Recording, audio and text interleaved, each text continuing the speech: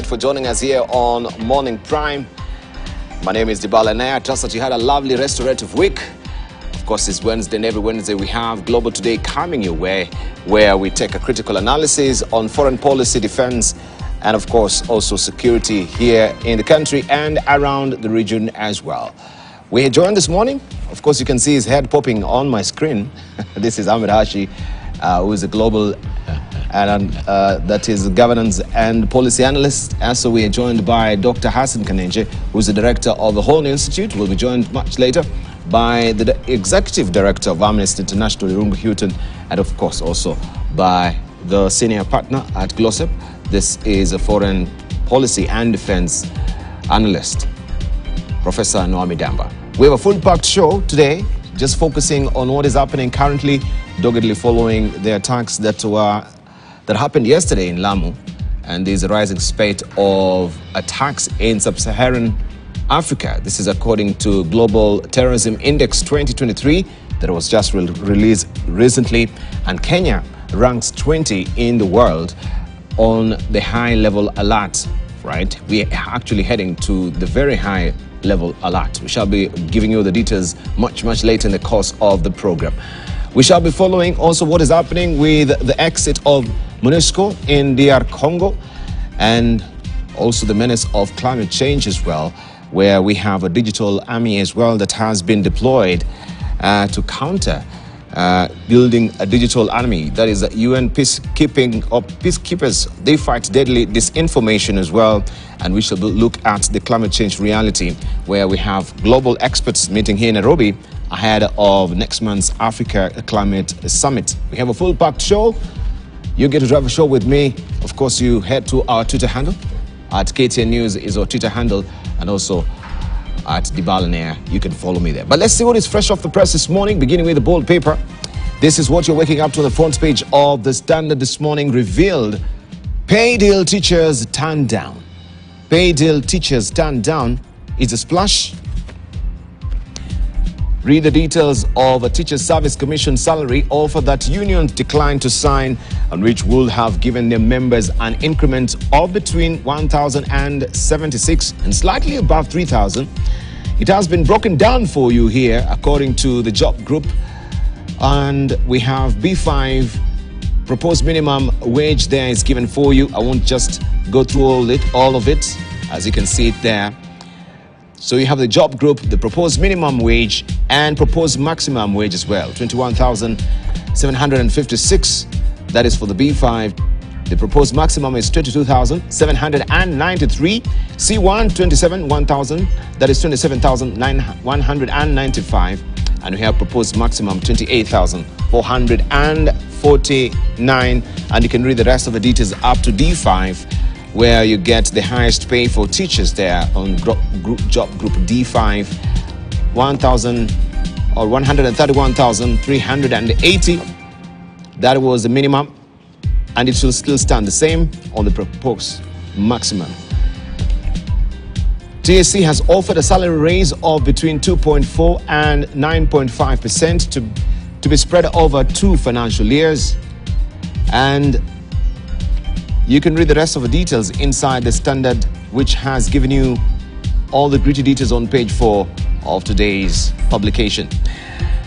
Ruto's boost to Kajiado. We have President William Ruto during the Ma Cultural Festival at Sekenani, Masai Mara in Narok yesterday. The president ordered that Kajiado County will receive 50% of revenues from Amboseli National Reserve. He said, quote unquote here, "I have directed that all revenues from our national parks and game reserves should be divided equally, that is 50-50, between the host counties and the national government." You can read the rest of the story inside the Standard this morning. Let's see what we have on the teaser there on top. In the hot seat, CS Ababu to face MPs on claims. And remember, every Wednesday you have the Enterprise magazine coming in handy for you. And you can read the rest of the details there. Today they're focusing on Ulenis Dolesti Bikwe Ipis. I think that is meant to be from the graphics area. But that's the Enterprise magazine for you today. Here's your new taxman. I wondered why I'm reading French. But here's a new taxman. We have a new, of course, taxman there after we had the acting capacity being taken there by Mrs. Simil. But right now we have a new taxman. We'll give you all the details about him also much later in the course of the program. That is on page 5. A Harvard graduate. Will he also turn around KRA? That's a probing question, and help also ramp up the revenue collection. Hunt is on for more medals, and Kenyans are doing us proud. Faith Kipyegon started off with a gold medal in Budapest. We shall follow also that with the story of Babu Namwamba, who is facing Parliament today on claims of neglect of these athletes who are making us proud. That story is tucked away on page 7 of the Standard this morning. This is how it looks. Make sure you grab a copy for yourself. Also, just to remind you, House probes 19 billion shillings mega awards to firms, individuals. Parliament is investigating how 7 individuals and companies got 18.79 billion shillings. A court award against the Lands Ministry. You can follow the story on page 6 of the Standard this morning. Untouchable. That is the splash today on the front page of the Daily Nation. It's all about the job scam. A report by Uasin Gishu County Assembly has indicted her firm, and this is Judy Chepchirchir. Sacred Cow? That's what the sub-headline is asking there. Judy Chepchirchir, who runs a recruitment agency under investigation for allegedly collecting millions of shillings from hundreds of youth for overseas jobs that never existed, has snubbed the Senate committee 3 times. And senators are not amused by her dalliance with some cabinet secretaries despite the probe. You can follow the story on page 7 of the Daily Nation this morning. You all know about the Finland scholarship scam that has been in the public domain for the longest while now. On the side, Golden Faith, with her unflappable smile, Faith Kipyegon bags Kenya's first gold medal in Budapest. This story continues on page 34 of the Daily Nation. And TSC teachers' salary raise talks collapse. Unions yesterday rejected an offer by the Teachers Service Commission for a pay increment of between 2.4% and 9.5% phased out in 2 years, timing it too late. You have the story on the back page of the Daily Nation this morning. On top, fresh storm rocks stocks is a hot potato. The demand by opposition leader Raila Odinga's faction for inclusion of boundary review in the agenda for talks with President Ruto's ruling coalition is expected to escalate the dispute given the controversy swirling around the review of electoral units. You can follow the story on page 4 of the Daily Nation. This is how it looks. Let's see what we have on the front page of the Star. MPs gang up to oppose Ruto's varsity funding. There are concerns that new financing model may put unrealistic burden on parents and disadvantaged students from poor families. You have the story on page 4 of the Star this morning.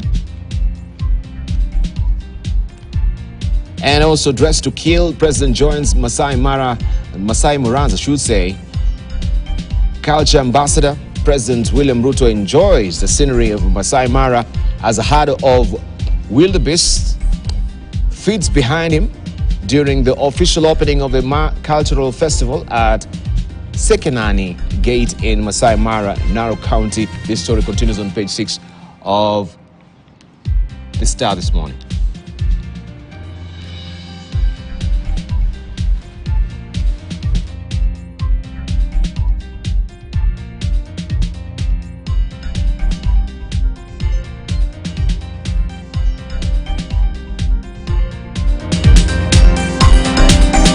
Also, Mathe Wangara bail ruling is set for today.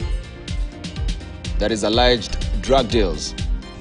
A businesswoman linked to drug trafficking and possession of cookies and sweets has been detained for a day pending bail ruling. JKIA Senior Principal Magistrate Njeri Thuku said she will deliver her ruling today on whether Nancy Kinguzi will be detained for 5 days pending investigations. Kinguzi, popularly known as Madewa Ngara, over their alleged drug deals will be remanded at the ICD police station. Also, Kenya at risk of another desert locust invasion. Kenya is at risk of being invaded by a desert locust in the coming months. Experts have warned. This was revealed yesterday in Gigiri when experts released the 65th Greater Horn of Africa Climate Outlook Forum. The theme of the forum was climate service or services for scenario planning and resilience building. You have the story on page 2 of the Star this morning. Why Youths and Sports CS Ababu Namwamba is a man and fire. That is all the sport. You have the story on page 6 of the Star this morning. And teachers reject CSC salary offer is a splash on the front page of the People Daily. Back to drawing board. Unions say the 2.5% for higher jobs groups and 7% for lower ones. That's not even much. Recommendations made by President Ruto and Salaries and Remuneration Commission. Next meeting set for Monday. You have the story on page 5 of the People Daily this morning. Watanga takes over as the new KRA boss. That is a new KRA boss. You have the story on the business pages of the People Daily this morning, particularly on page 14 of the Business Daily this morning. And Sports CS Ababu to be quizzed in Parliament today. That story on page 2 of the People Daily. And you can see a standalone picture there where we have NAT Secretary General Collins Oyu and other union bosses addressing a press conference at the Kenya School of Government in Nairobi yesterday. They rejected the first offer that the teachers' employer TSC tabled yesterday. Also, we have an insert there of Corporate Secretary General Akelo Misori, Chairman Omboko Milemba, and other officials addressing journalists at the Kenya School of Government in Nairobi.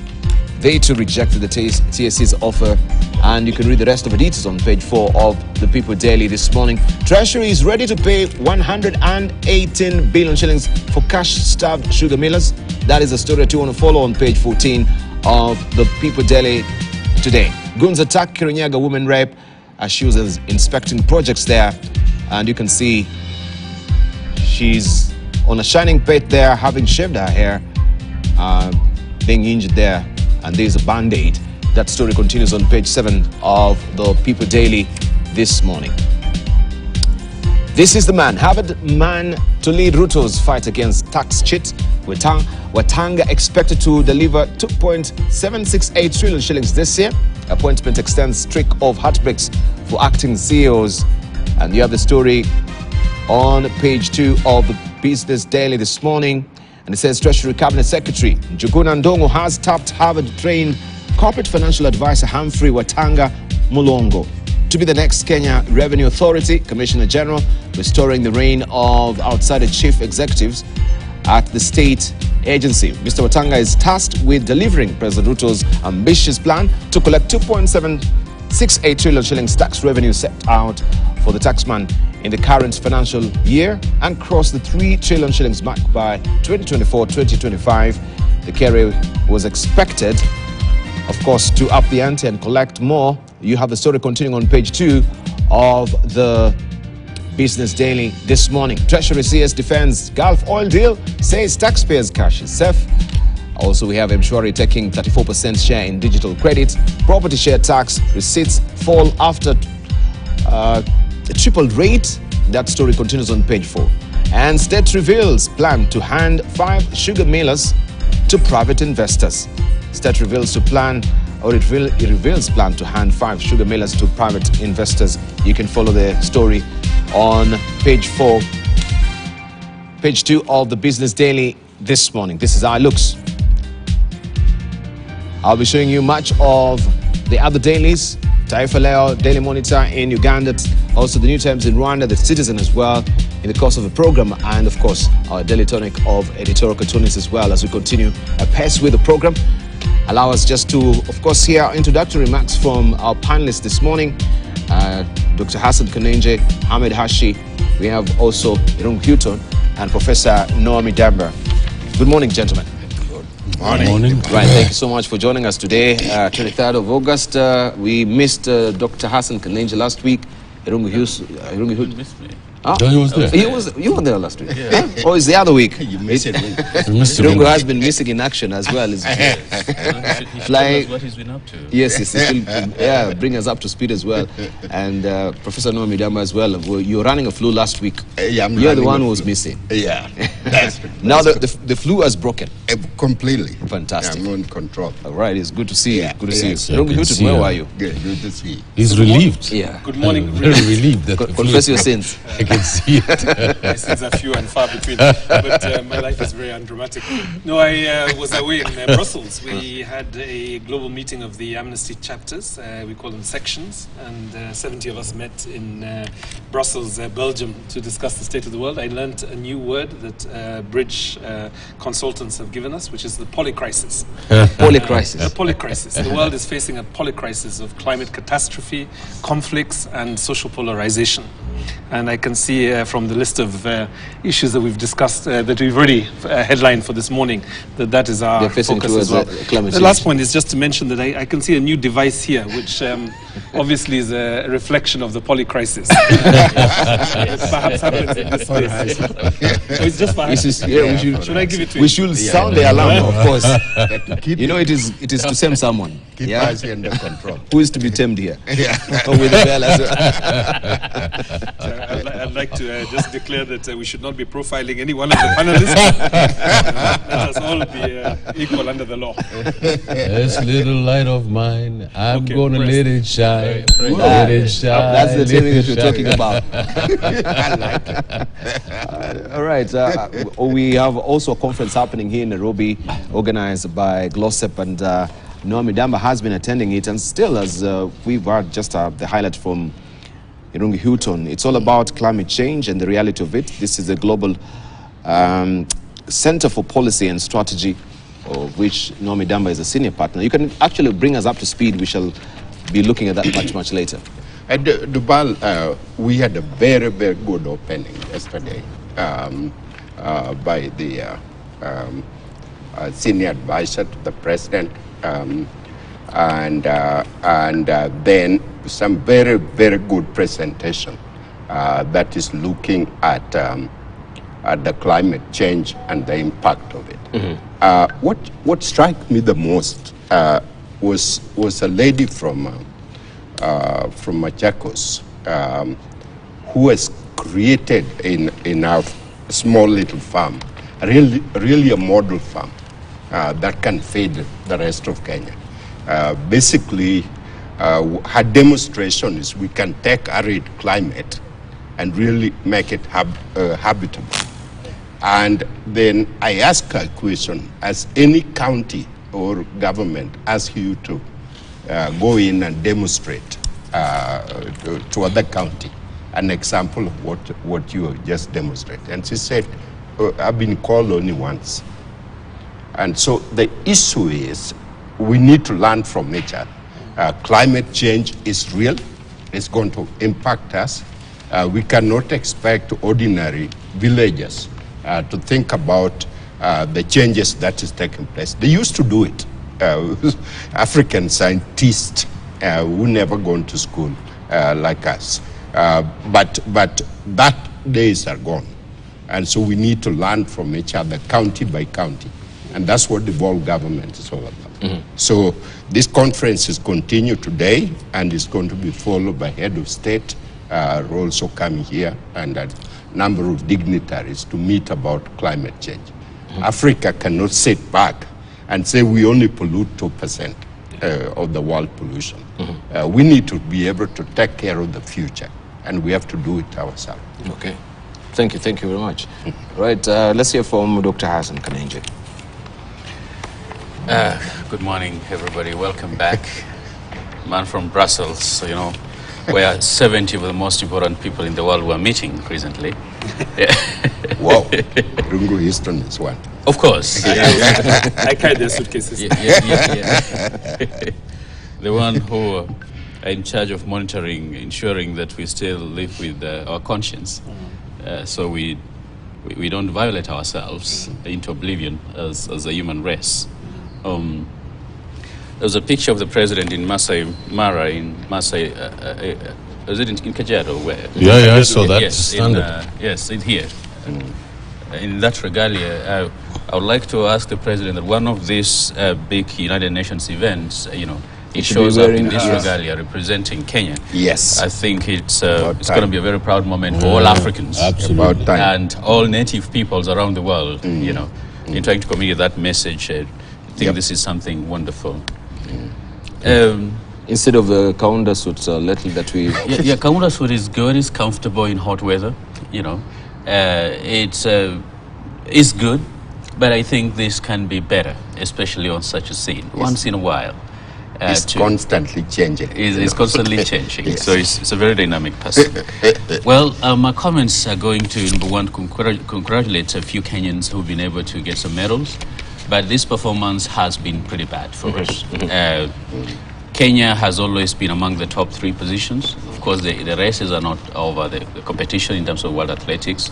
I'm an athletic junkie and I come from the North Rift, so it's very close to my heart. But I think it's time we started reviewing how athletics Kenya is actually managing affairs. We have by far the best middle distance runners the world has ever seen. And in terms of reservoir, there is no country that even comes close second, not even Ethiopia, and for those people who actually know the numbers, you see. But to the extent that we're doing badly, and right now, that even traditional races like steeplechase, we've completely gone, mute. And for Kenyans who might not know, since 1968, Kenya had won every Olympic gold medal in steeplechase, save for 1980, where we did not participate because of our boycott of Moscow Olympics, you see. But right now, a number of those places, we are actually not there. And so even as we talk about reining in certain institutions that are not performing, athletics has been our image builder around the world, our big cultural export, that we're proud of. And I think we need to review how Athletics Kenya is actually running affairs, how athletes are selected, because sometimes that the ones who are selected and picked are not the most competent, and with a track record of actually winning. And I think in that direction, the president needs to do something about it. And perhaps just to close, I know this is going to come up, we've been having a crisis in the North Rift, both of governance and of theft, especially from innocent citizens. Starting with the people in the previous administrations, the county government level, literally ripping parents of their money, promise of getting them scholarships, abroad. To there is another, literally a lady thug, I think on the front page of the Nation, who's busy promising people jobs, especially young people, abroad, are not getting anything, and it looks like she's untouchable. And we have She's been evading the senator for... Exactly, like how can a citizen, something needs to be done, something has to be done immediately, because we cannot, turn this into a third country. We can't. And we have to start, by reining in people like this, because if we cannot rein in such people, what do you think is going to happen? It's a terrible message for us to send. Indeed. I couldn't agree more. We want to thank the police service. After the show last time, someone was arrested, specifically Mr. Madango, who is the senator now for Uasin Gishu. And yes, something to answer in a court of law, and all these other people have to answer. And this is our job here, really, is a bully pit to raise the flag whenever this kind of thuggishness, well put by my learned friend on the left, rears its ugly head. And we are happy that the message of corruption, even though he has a right to the bail and he's been taken out, we expect we'll be following the trial and the proceedings very carefully in this panel. And I'm really amazed that President Ruto still knows how to fold his leg. All pastoralists, about as a young man looking after cattle here in Ngong, this is how we fold our legs. And in that way, you can just watch the cows as they graze. But you taught yourself to be a Maasai. I've never seen you in this regalia. No, but the Somalis also, the Maasais and the Kalenjins are from the same branch of people. We came from Mount Sinai. And then we, the Kushites, married the Dinkas. the South Sudanese. And then the Somali people emerged in the north. So we're all interrelated in one way or the other. Why are you looking at Noah Midamba? Because Noah Midamba is also from South Sudan. He's a Shiluk. Yes. But also he's got blood from the Milembe nation. So Kenya is a multicultural. Yes. Irungu has got European connections. You know, everybody is all mixed up, which is very good. That's why it's called Houghton, not Hashi. It's actually Houghton. Houghton. Just for the record, I know how to fold my leg also. It's not Houghton. It's Houghton. It's Are you serious? Yes, we've been getting it wrong all this time. But you've never corrected anyone. I didn't know. We thought actually the Houghton is a massacre. Scottish. Yeah, it's Scottish. Yeah? No. Because I people have will. real estate in South Africa, in Johannesburg. Mandela lived in my property, Houghton Estate. Let the record be made clear. That's very funny. And never be smudged. So for the late Whitney, is it Whitney Houston or Whitney Houston? Whitney Houston. Now you have combined letters there. Whitney Houston. Yeah. Or Houston Yeah. in Texas, in a geographical location. It is also the surname of the late dearly departed. Yes. Has nothing to do with Houghton. Or, let's for the record, Hannington. Or Hafton. We got it, Irungu. It's okay. Yeah, we got it. You really called me. It took me. It's taken a decade months for me to know this. God bless you for arriving. Jabal, you see, I'm a big resource person. Look at all these things I'm doing here, helping you to understand people's Let's names. come back to pastoralists. It's taking my time. It's very bad. And etymology. Ring the bell. Oh man. So I'm very proud to see our president folding his leg like that. That means he has not forgotten his roots. And you know, the Maasai, my people, had a meat party the other day. And we ought to celebrate one of the two founding Aboriginal communities in this country. The other one being the one sitting here. And, you know, Mokhisa Kitui has written a book about it. He wrote his PhD thesis on the first people who came here. So we all came from Mount Sinai, and that's why we have the same, the Kalenjin say, lightning, for example, is hila, and we say hila. We say in rain is rob, they say robta. We say 10, they say toban, and we say toban. So the language is very, very, very, very close. This guy is something. I like, you know, trying to figure out, you know, where we all came from, and you know, now we know that we all came from Kemet and then came all the way south here. And I think there was a big stone that landed from the sky that created the Rift Valley. You know, the Rift Valley is a big bump, probably destroyed all these African civilizations. But now it's all coming out that, you know, we are the first civilization. And as the president likes to say, the cradle of civilization itself. Thank you. All right. Moving forward, of course, we shall be discussing climate change, but experts are warning of El Nino, which will be, of course, happening soon. And the question has always been, how prepared are we, especially in harvesting the water when it comes? Sometimes we've been caught unawares, and floods are here, drainage are backed up. People also are dying because of the floods as well, and we can see the menace of climate change. What is happening in Canada right now with the wildfires? Experts actually, they've come up with the research that this wildfires, it's because of the climate change, and which we had the United Nations Guterres, the Secretary General, saying now we're out from the global warming, we are in global boiling. Irungu Houghton. So sadly, across the world, there are denialists of every shape and color. So we have climate denialists, we have cancer denialists. I discovered recently at the funeral of the late Professor Michel Mugo. We also had COVID denialists, and some people are still denying that COVID, existed.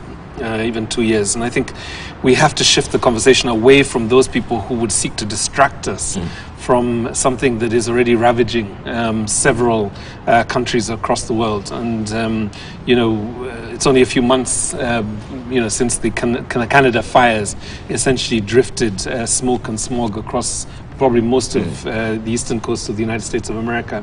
And if there was a denialist left in that part of the world, surely they would wake up and see this. But for those of us in Africa, where we've seen, 1 in 4, Kenyans not able to feed themselves, we have seen destruction of pastoralist lifestyles, we've seen agricultural productivity drop dramatically. I think for us, it is a matter of urgency. And I think one of the things that's important to recognize is that Kenya is now playing a leading role in the global talks, and that is the one thing that the president has really projected Kenya very effectively into the world talks, and it is I guess it's not strange that Kenya would be hosting global thinkers on this issue in the coming weeks.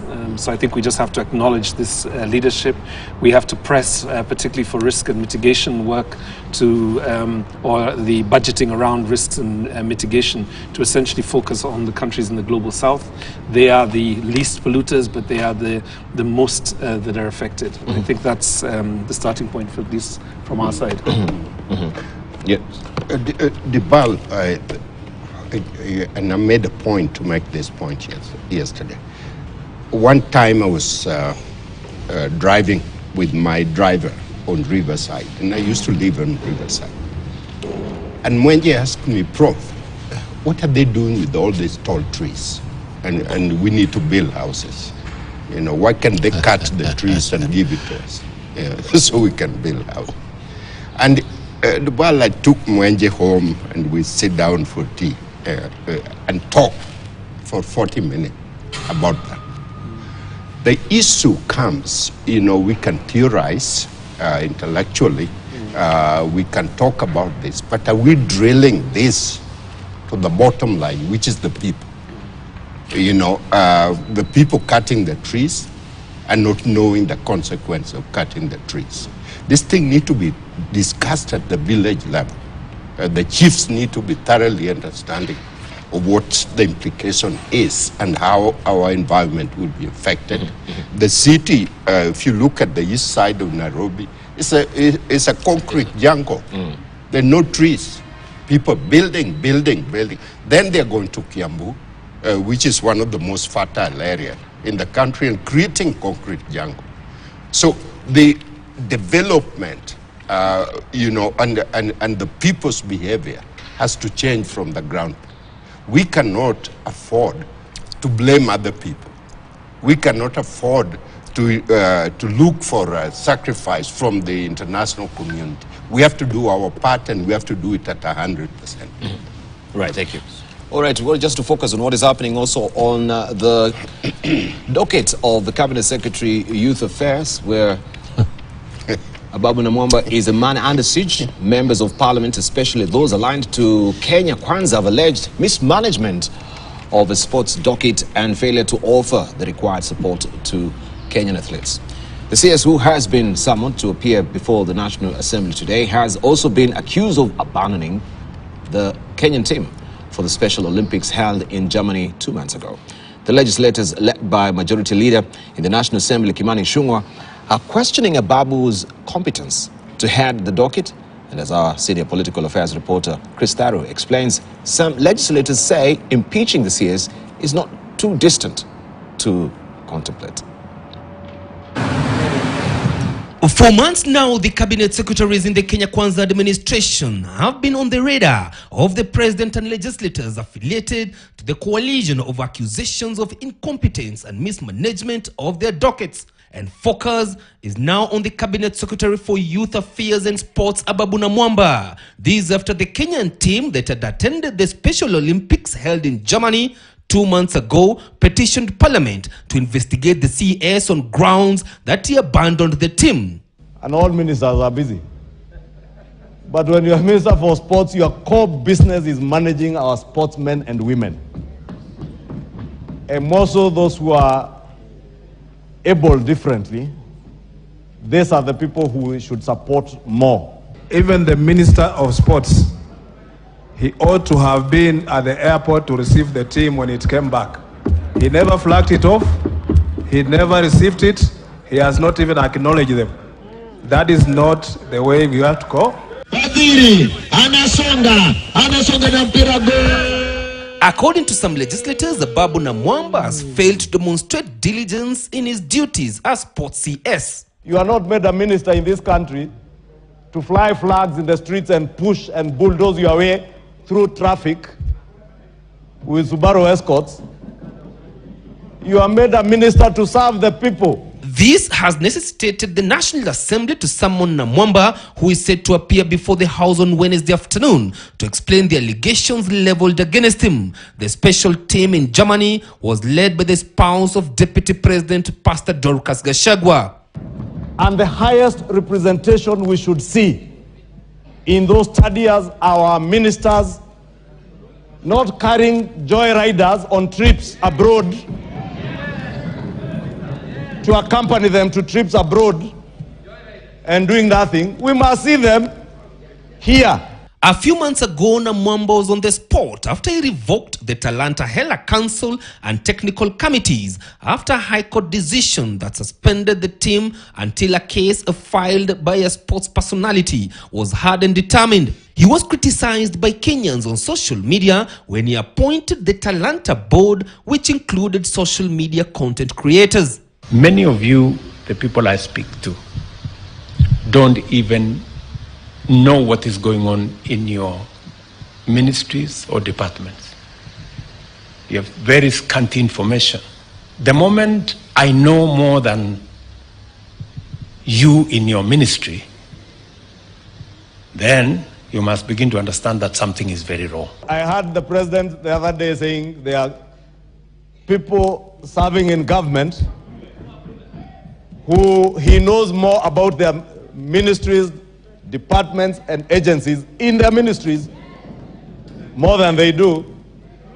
Let them know notice has been served by none other than the president, and we shall pick the cue from there. I think the president is right, and among is one sports cabinet secretary. During his vetting, some legislators had already raised concerns.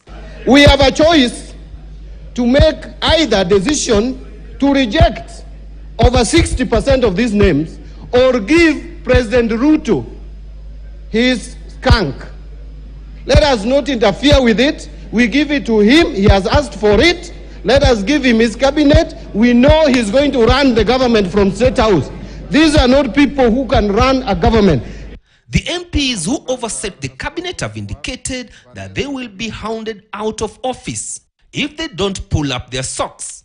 Chris Dairu, KTN News, Nairobi. Of course, we have our editorial cartoonists who are not, of course, delaying to give their sentiments regarding Babu Namwamba. This is Gams today in the Standard. And of course, we can see Babu Namwamba now walking there on tight and sharp scissors. That is the Senate and the National Assembly. We've just seen the debate there. And the song goes, Niko chini ya mwamba, mwamba juu yangu. We wonder if the Lord Jesus Christ will save him from this as well. And we have also in the Daily Nation today, according to Victor, Talanta Hela, that is the Talanta Hela, is even the app itself cannot be downloaded from the App Store or the Play Store since it was launched. That was revealed also by Gladys Bosch-Cholet as well. So what is really happening in the sports docket when it comes to fighting corruption? We have Wario, who was indicted as well, if you may remember, the cabinet secretary, and we had the Olympics as well, athletes who monies were never forthcoming. It was a matter under investigation, but he's a free man today. Well, President shouldn't take us on a joyride. He's the one who took a pen and paper and appointed the cabinet. He is the one who gave them these jobs. He must have known what kind of men and women he was appointing. Babu Namwamba is a terrible fit for the I think this is where he should have learned and cut his teeth about being a cabinet secretary. But he wanted to be foreign minister. Remember, he was the CAS at that place. So, Debol, I think that the president needs to reshuffle his cabinet, because there's a lot of people who don't want to be where they are. And one of them is Mr. Babu Namwamba. So if he doesn't want this docket, maybe he should be given another docket in which he's more comfortable in. But I think it's atrocious. I think it's terrible, and I believe that government has to act with some dispatch about the cries of our athletes. That's the only thing we have to celebrate in this country anymore is our athletes. We're not discovering the cure of cancer. We're the mismanagement of our economy, is glaring. The economy, of course, is in ruin. The people who are running the government, nobody knows who they are and where they're from. Nobody. Because, these are all new people who owe their political existence to the president. And so I think the president should walk and chew gum at the same time. He should appoint the people that he wants. But then if they fail, it's his responsibility. He's the one who appointed them. He is in charge. So he shouldn't be telling his cabinet secretaries in public, I know more about your ministries than you do. He should fire them and get someone who does. Right. Dr. Kanyenja, the skunk is here. The skunk is reeking right now.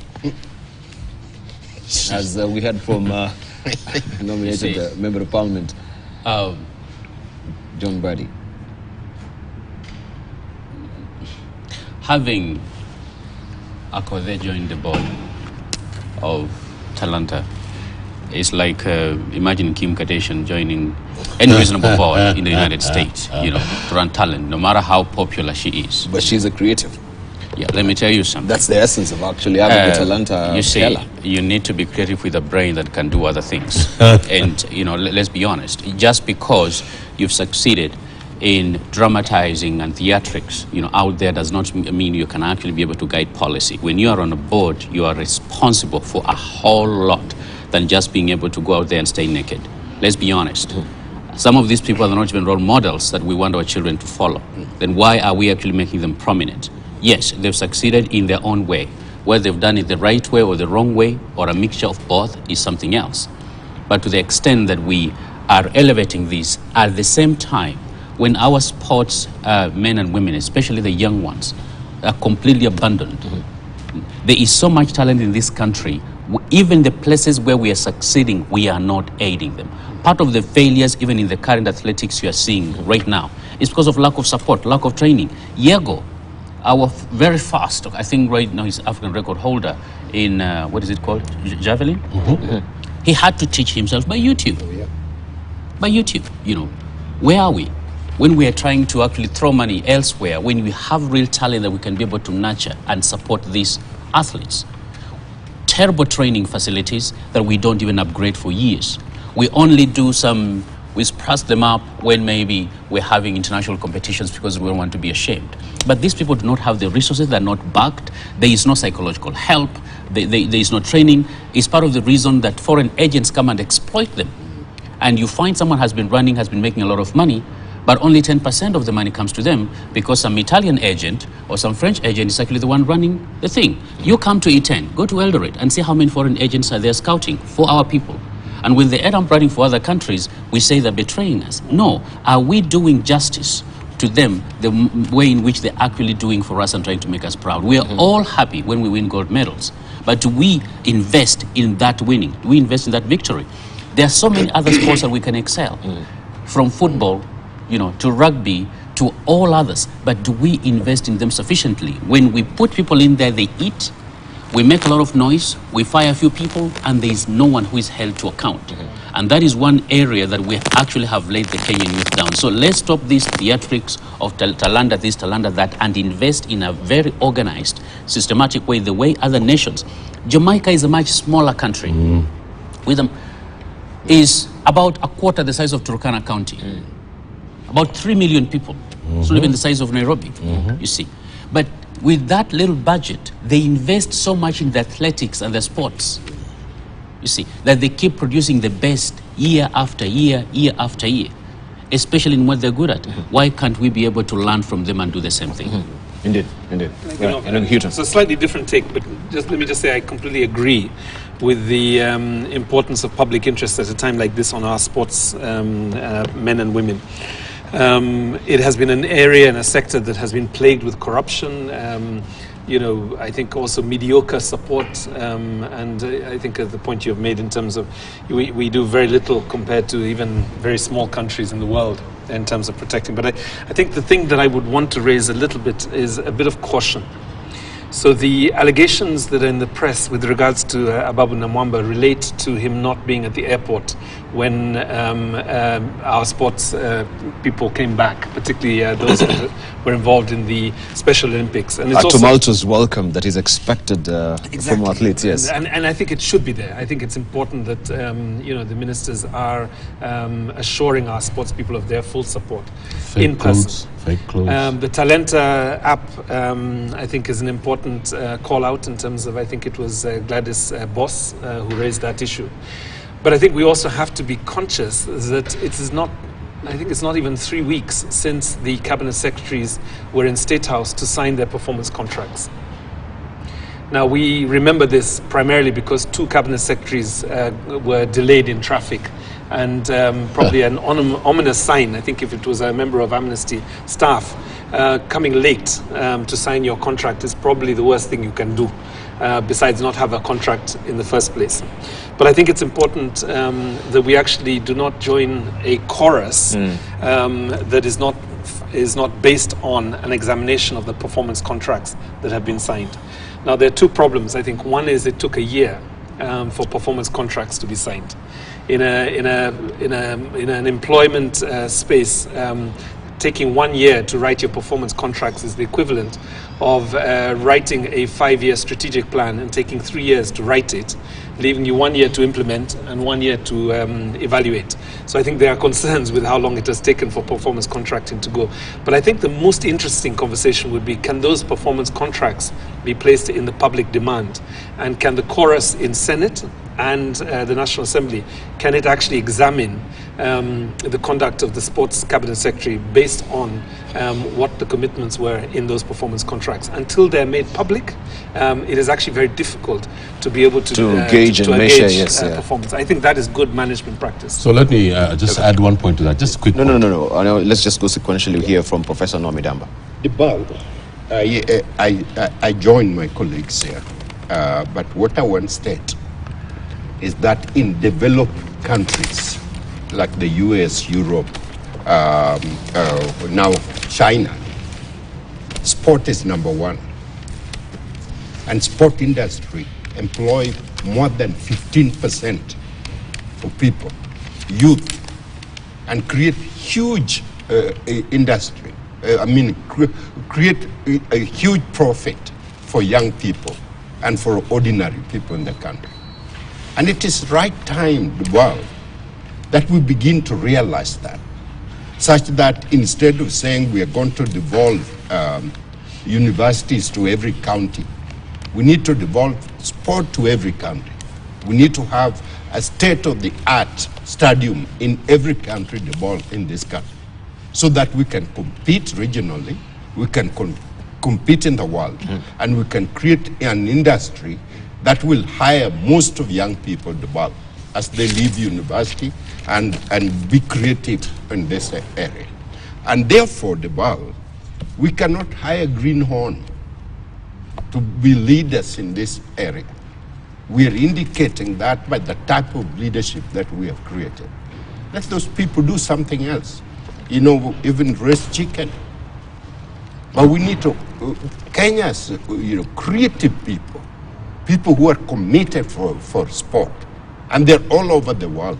Let's reach out. The president needs to reach out to anybody. It doesn't matter whether they voted for him or not. But this is the key that will change the shape of this country. All right, let's run it up with the There's no excuse for not going to welcome our persons with disabilities who have come from a sports championship. It's a basis for resignation. It's an immoral thing. because our people with disabilities in this country, Debal, are treated like trash. The minister's responsible goes for those who are able-bodied and does not go to the ones who are with disabilities. Send a message to that community. It tells them that they're not worth it, and the thing that they're looking for is worth. There's no excuse to that, and I'm glad that the Kenya Kwanza people, I'm shocked actually, the Kenya Kwanza people are sensitive to this issue. I mean, it is like Trump, who was making fun of the disability people during the campaign. There's just zero tolerance for that. A lot of us who have here have a child who's got a bit of a disability as a dad, so I know what it means for a child to have these issues. So, Debal, I think that it's a disgrace that he did not go to that place, and the parliament is absolutely correct in putting him on the tightropes over this issue. All right, we want to take a short break right now. That is the current state of play as far as the sports docket is concerned, and we hope today he will be able to answer those questions that will be floated across to him, as expressed by some of the legislators, also the floor of the House, regarding the state of affairs of our athletes, who they do make us proud, as we can see. Golden Faith, as well as put in the Daily Nation, who got our first gold medal, and we had also Abraham Kibiwot taking bronze